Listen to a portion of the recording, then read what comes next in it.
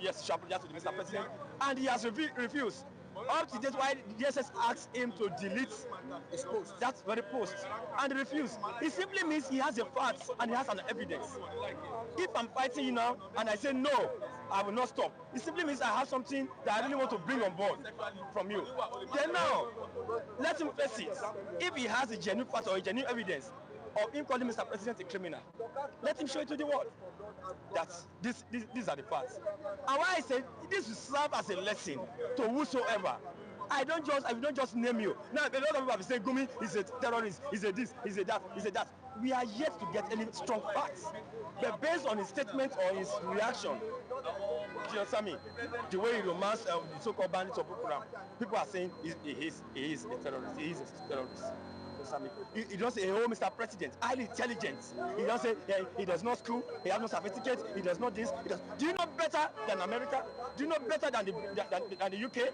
They have the database, they have genuine information about individual. And if you have never schooled here, they should have just come up and tell you that the Mr. President, he has no record with them, he does not school there. The same destructive instrument, they are saying the Mr. President is wanted in America. He has issue of drug, he has the issue of this, they are looking for him, they want to get him. He has been in America several times again and again under this very government. America did not detain him, they did not arrest him. Do you understand me? So why will you just use yourself as a destructive instrument to be destroying the image of the Mr. President? Mind you, while you are doing this, you are equally destroying yourself because you are part of Nigeria. America will not adopt you. The British will not adopt you. Nigeria is still your country. Nigeria is still your home. So no matter what takes place, under the watch of Goodluck Jonathan, the Chibok girls have been kidnapped. See, Jonathan left that very tenor. Was he able to restore the Chibok girls? And this is a Mr. President that has been so active. Why we know that majority of things that is going on, these are opposition strength against his government. Opposition idea to destabilize his vision and his government. I will tell you that let somebody else come in after 2027, because no matter what they will do, Ashwaju will emerge Mr. President again, come to 2027. They will want to see what they can do. We are talking of what he has been on ground. The Bible says the foundation is destroyed. What can the righteous do? Let's talk about the previous genesis, the foundation of this of Nigeria. What has been going on? Is this something you can just change or rewrite the story in a day? It is gradually process. Criminalism idea, corruption, terrorism, whatever. It's not what you can just cancel or notify in a day. It is a gradual process. And the Mr. President should be given a time. We don't say this way the government, maybe he has gotten it right, all well. But surround all the circumstances that surround the Mr. President. Maybe we need to show him some love, we need to show him some encouragement. No government that is not corrupt. Even the American government is corrupt. Even the UK government is corrupt. There is no government that is not corrupt. You understand me? So you don't just come up and say the Mr. President because of corruption, because of this. If you want to see anything, you should have a good part. But all I'm saying, Ashwaju Ahmed is not a criminal. And now the VDM, you need to present or prove to Nigeria, to the whole world, a genuine evidence, the facts that he have. Is Sowore not VDM? I'm sorry, Sowore. You need to give us the facts that the Mr. President is a criminal. You said you have an objection. Yes. Well, let's take our minds back to 2012 during the almighty fuel subsidy protest at Ojota. Okay.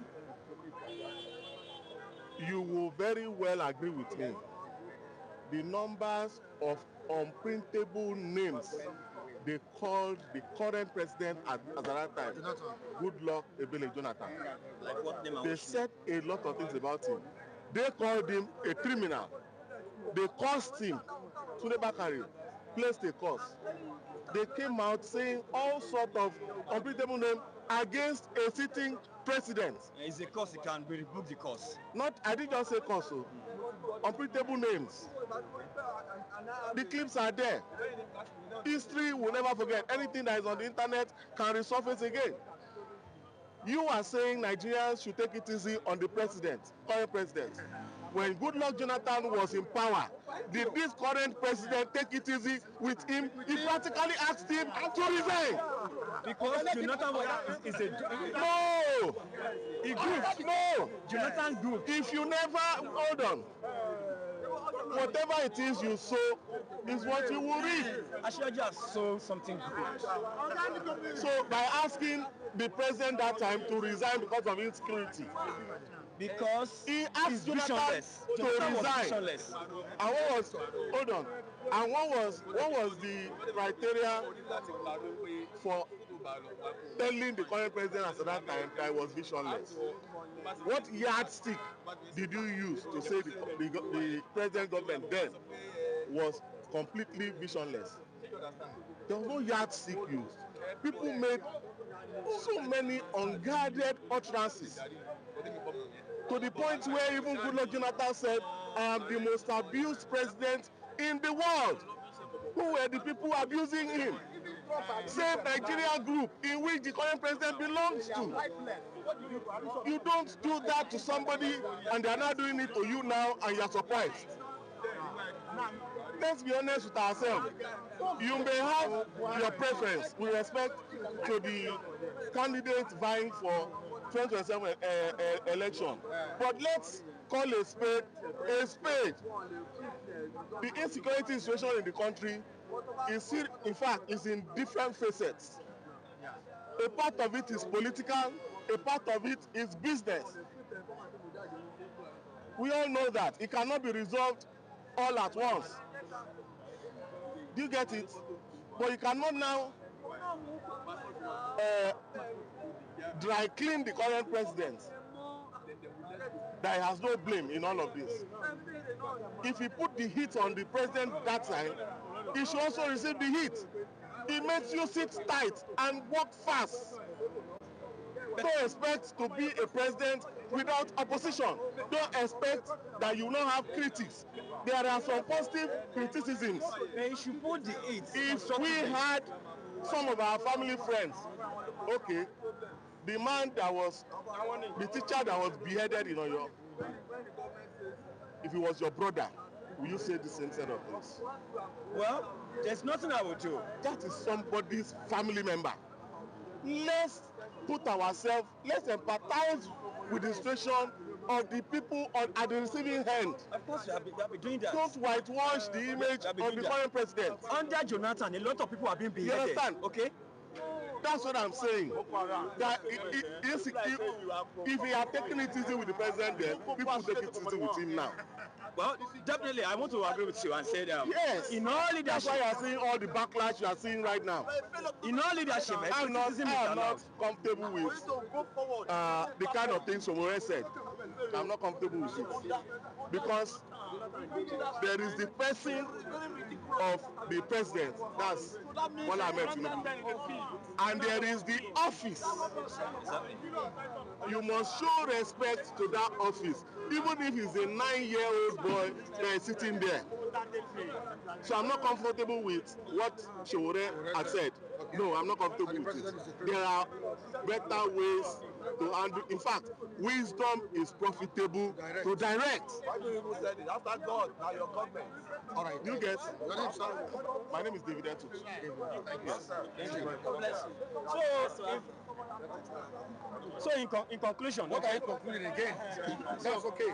In conclusion, anyway, we just have to show respect to the Mr. President, okay? Let's show respect to him. Likewise, Mr. Mike, show respect to the Mr. President and tell everybody all over the world, show respect to Mr. President. We have no any other Nigeria that is only Nigeria, okay? Today, tomorrow, Nigeria will be Nigeria, and we're only praying for progress. God bless you all. Sorry. I just want to do something. Let me tell you, this matter of Sowore is so that this administration lack focus and they don't know where they are going. Honestly, this is a matter that Bayo Nanuka should be able to treat. As simple as that. It's just a matter of a mosquito. Pet on me, then I do care. Like this, as simple as that. He should just come out and tell the whole world that, so when I come and prove it that Mr. President is a criminal, in what way? You see, in the case of drug, as Mr. President be convicted, certificated? The answer is no. If it is a case of certificate, you know how to treat all those ones. When somebody say Nigeria is jaga, what did Obasanjo do? He just came online and said, your papa na jaga, your mama na. Did he say DSS go and carry him? This is a waste of energy. It's waste of resources. If Mr. President, I'll just come online and say, Sowore, you are also a criminal. Then it's a matter of, I don't know, this is just a wasting of energy and our time. And I don't see anything important in this one. Why on Anuka, a presidential spokesperson, should be able to treat that one? Why do you have presidential spokesperson? I could remember Panika Ade, when Panika Ade was a presidential spokesperson of Obasanjo. Oh, that must speak a lot of English. We don't feel like yet. He will give you double. If you tell Mr. President, he will give you double. Not necessarily that. Meet me in the court. This is a waste of time. Thank you so much. Welcome, Mr. Vincent. Thank you very much. What a glorious God we serve. It's a pleasure to be on the program once again. Standing on the existing protocol. Please, no noise. Standing on existing protocol, standing on existing protocol, I want to say a very big thank you to all the persons who supported me during my moment of grief. I want to just express my profound gratitude to them and to say a very big thank you. I believe that it's an uncommon grace to have been chosen to show so much love to. I got back yesterday from the burial of my mother. Everything went well. The people that even graced the occasion, they all called me that they arrived at various destinations freely and happily. I want to say that it's also an uncommon grace. I cannot thank you enough. Because if I were to continue to reel out names, the names are headless. But anyhow, I still have to mention some names. Like Mrs. Tina, I want to say a very big thank you to you. I want to say a very big thank you to you, to Mrs. Clara. Alfred Williams, Mr. Alfred Williams, I want to say a very big thank you to you. Mr. Odeshino, a very big thank you to you, sir. Big T Prince, the big fish. I say a very big thank you to you. You are a brother. Mr. Aprovero from Edo State. Mr. Aprovero, I also say very thank you to you. And all the names are endless. Please permit me, they say, because I may not have the power to cover all the names, the people that contributed to my, to the burial of my mother. There's a Chima. I will ever continue to salute you and say thank you very much for being there. The needs are endless. I want to say a very big thank you to you all. Thank you for being there for me. And also, the anchorman, the facilitator of this program, it will be a disservice or a discourtesy if I fail to mention your name, because Michael Adekule has remained a very staunch ally and a backer, a brother in so many respects. Even though we didn't come from the same womb, he stood solidly behind me, and I want to say a very big thank you to you, sir. And also my brother here, Mr. Johnson, who was the officiating minister at the burial ceremony. Pastor Johnson, sorry, please forgive me for that, because he really did a human job. He filled the void beyond my expectation and imagination. Thank you very much, sir, for being there. God bless you. God will continue to increase your anointing. It's a pleasure. To every other person, both who has also been in their various closets to pray for me, I do not take you all for granted. I want to say a very big thank you to you for being there. Please permit me, if I have not mentioned your name, it is not born out of mischief. I want to say that for now, I have not been able to muzzle such power to be able to, I believe that you know yourself in your various states. I want to say a very big thank you to you. Thank you for being Mr. Additional Abdul too. Mr. Additional Abdul, I say thank you. and welcome to orphanage home now, because we are no, I'm an orphan, so I'm welcoming you. Thank you very much. My father is no more, my mother is no more, so you are the newcomer coming on the board now, sir. Now, how should courts balance reputation protection, and freedom of expression, political expression? To some Nigerians, it's just freedom of expression. What Sowore said, that the president is a criminal. To some, to DSS, they are trying to protect the reputation of the president. So how should the court balance these two? Political expression and reputation protection. Thank you very much, Mr. Mike. It's a pleasure to be on the program once again. To start with, I'm one guy who is passionately in love with the enterprise of activism. I love activism. I love activists. I remember as a young boy growing up in Nigeria in the early 90s. So I learned a whole lot from activists. From the activists of old, starting from the late Tai Solarin, the late Chief Ganifa Emi, Dr. Beko Ransom Kuti, Dr. Aton Wako of the Eastern Mandate Union, Dr. Luono Gorua, and the rest of them. We learned tremendously from all these guys. So they impacted our life, they reshaped our life. In fact, we look up to them. We were always willing to read from them, from Newswatch, Tell magazine, those days growing up. So I love activism. I give it to them. They contributed immeasurably to the democracy, to the evolution of the democracy we are enjoying in the land today. Some of them even paid the supreme sacrifice. People like Pa Fred Riwani and host of others. But again, that's why it ends. That's why it stops. We need to always set the record straight. We need to always say, so having said all this, we need to equally say that there's a limit to everything. Just like the last week I just said, wisdom is profitable to direct. So everything must be done within the ambit of moderation. Everything must be decently done. Activism, as it were, is never a license to recklessness. Activism is not a license to impunity. You don't say in the name of activism, you can. That Nigeria is not a banana republic for crying out loud. You can do anything. You can act anyhow. You can say anything. You can make sweeping remarks. You can embark on name calling. You can label people. You can begin to fight people. For crying out loud, that gentleman, Sowore, is perhaps the only activist who goes about fomenting troubles, fighting with even members of the same opposition, fighting them.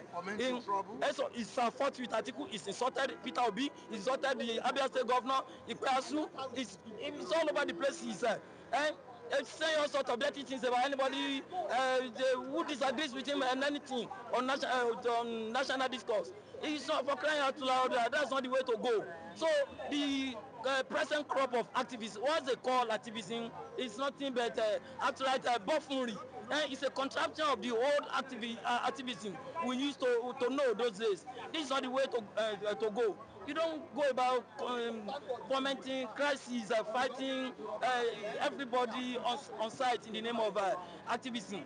And for Christ's sake, how will you say a family man, somebody's father, somebody's husband, a one-time senator of the Federal Republic, a former governor, a president of the Republic is a criminal, without being able to substantiate something that's baseless, that's ridiculous, it's uncalled for, that's irresponsible. I wouldn't subscribe to it. I wouldn't tolerate that. I wouldn't condone that in the name of activism. That's not the way to go. There are better ways you can go about the enterprise of activism than names calling. Things are better done. Let's have your own reaction on this. Some said Sowore was just expressing himself. He was reacting to the statement made by Mr. President that there's no corruption in Nigeria, because during that time, civil society organizations reacted to what Mr. President said. So would you call this defamation? Is this defamation? I want to... Did he defame the president by calling him a criminal? Or he was just expressing himself? I don't want to draw you back memory lane. You recall when the late President Muhammadu Buhari said that the youth of Nigerians are lazy. It was publicly said. that the youth of Nigeria are lazy. But up to this present moment, nobody has said that, okay, why would the president make such a statement? Or he has not been brought to book, even though he has an immunity. But when you juxtapose what is being said now to what was said during the time of Jonathan, I think Jonathan during his own reign, he was able to, he said perhaps he is the most abused persons in the world. And he did not want, he never allowed that to derail him from focusing on the core, mandate of his administration. I want to believe that, you see, either good or bad, I've always said it on this platform, there is no system, there is foolproof. And I make allusion to that once again here. And I haven't said that if you look what is going on around the world, everybody is trying to up the ante. Even though you are being, I believe that criticism, constructive criticism is part of social engineering. And I want to believe that even though I've also said it on this platform, that Sowore to me, I don't take him serious. There are some lines that he takes that I would say I align with him. There are many other ones I don't align with him because there is nobody that is good before Sowore. He must have one thing or the other to say about the other person. If he's so clean, I believe by now he would have taken AAC as a party higher than the frontiers that he currently has. That's another story for another day. You understand? But in a democracy, I believe that democracy also embodies freedom of speech. But that one does not mean that you should be reckless. If you say anything, you should be able to have that that panache to come up with concrete or empirical evidence to support your claim. But if Sowore is now using sensationalism to accrue some kind of a public image to himself, I think it's not good. Now, could this case discourage other activists from speaking out? No, because there is no how you cannot. This is democracy. No matter how, we are not running an autocratic government. This is democracy, and democracy embodies plethora of opinions, plethora of free speeches.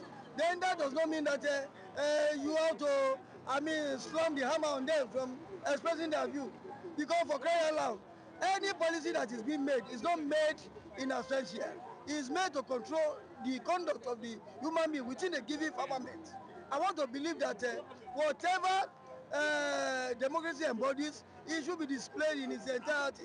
It should not be muzzled or be clamped down for expressing our opinion over a tyrannical policy or anti-policy that is anti-people policy. And that is what democracy stands for. I want to believe that any person that is worth his salt can say that, yes, if any policy is coming from the for the trust of governors and it's anti-people, we remember what happened in Egypt during the Hosni Mubarak regime. People came out all out to Tahrir Square.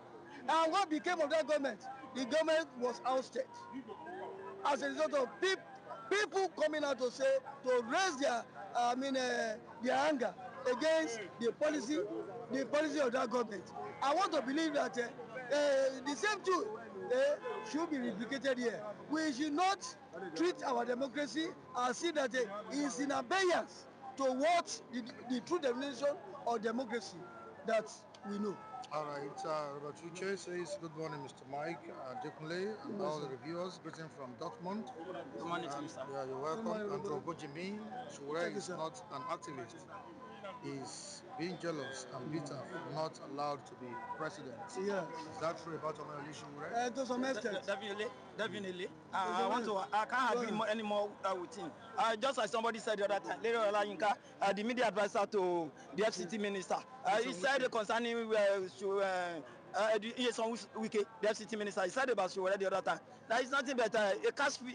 I never knew a word like that exists. Caste activists. He said, rather than an activist, he's a castivist. I said, wow, how do you mean? And he gave concrete proof, evidence. He gave, made excerpt from correspondence from Sowore to foreign bodies, Amnesty International and some international bodies from where he was getting resources. So he's a minister of his belly. He's much more interested in what to benefit from the system. I don't take him serious either. I don't take him serious. And beyond all this, I've read and I've heard several things said about this particular case, and I'm one Nigerian who believes no matter our reservation, no matter our sentiment about Nigeria, we still have a system that is still working. And I don't believe Mr. President will be so petty, it will be so absurd as to be dictating to the Department of State Security as to whom to arrest and when to arrest. Mr. President couldn't have known anything about the current scenario. So he doesn't necessarily know about it. He won't be so petty. It's only a judicial process. It's a legal process that he's taking his court. For crying out loud, this man jump his bail. A bail, for Christ's sake, is not a permanent thing. It's a temporary relief, temporary freedom granted to an individual by a law court. He was granted a bail and he jumped his bail condition. He violated the bail conditions. It's on the strength of that he was arrested yesterday, not on the strength of the initial statement made. So it was on the strength of jumping his bail, violating the jail condition. That was so we need to always set this record straight in this country. So Mr. President can't be so petty as to be dictating to the Department of State as to whom to arrest and when to arrest. Mr. President is not in the know. They are simply doing their job. Period. Thank you very much. Peace profound to our land. All right, away from that, Rita Obi recently called for the resignation of Mr. President, and he stated reasons why the president should leave. Insecurity was among. He also talked about the economic hardship, what Nigerians are passing through. These are some of the reasons he stated here, and it's boldly written on the front page of the Nigerian Tribune newspaper. And presidency reacted this morning, saying that all these allegations are not genuine, that what Obi did is just childish. It's called for Tinubu'S resignation. It's childish. Now, Peter Obi and presidency, does this, the argument, does it reflect the concerns of ordinary citizens?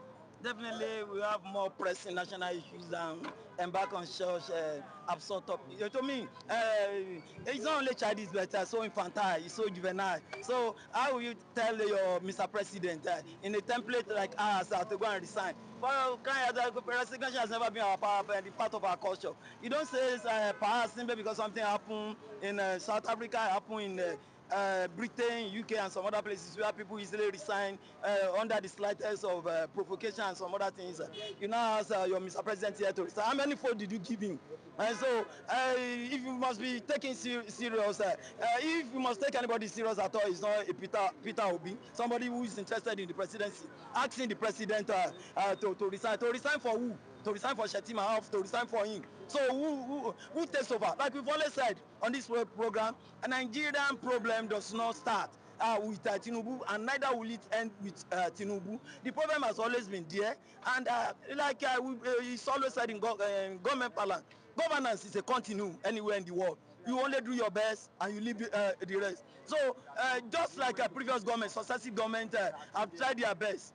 So Asiwaju Bola Ahmed Tinubu, the current president, can only try his best while leaving the rest for the coming government. So if anybody is not comfortable, is not happy with his reign, you wait.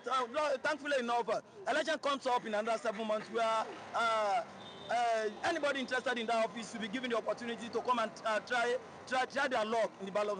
The beauty of democracy, God so good, is that the minority will always have their say, while the majority will have their way. So they can come and test their popularity and see what transpires. That's the best way to go. All right, according to presidency, the insecurity will be cited. It's a long-standing issue. It's deeply rooted.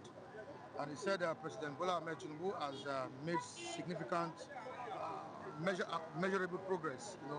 That's as regards insecurity in the country. He cited an example. He said hundreds of people have been rescued from captivity, including high-profile operations in Borno and Northwest. He said our gallant troops are working hard. They neutralized, you know, terrorist kingpins, notorious bandit leaders, and all of that. Does this debate reflect the concerns of ordinary Nigerians? Mr. Man. Now, the debate between Peter Obi and presidency. You see, I don't want to narrow it down to personality debates. I just want to take the gist of what he said. Insecurity, you and I know, is worsening every moment, every second in the land. And when you take that into cognizance, I think what Obi said about insecurity, inflation, and what have you, in opposition to the reality on ground. And when you take that one as a factor, you see that okay, look at what is happening in UK. Stammer resign over what? Those little things is even insignificant to what we are currently being faced here in the country. And when you juxtapose that, you will see that if we must call a spade, I think insecurity alone is enough for the president to have given his resignation. Wow. Because the appellate of his seat says Commander-in-Chief of the Armed Forces. If you are Commander-in-Chief of the Armed Forces, to date, you and I know that those pupils of Oyo, they are still being held captive in the forest.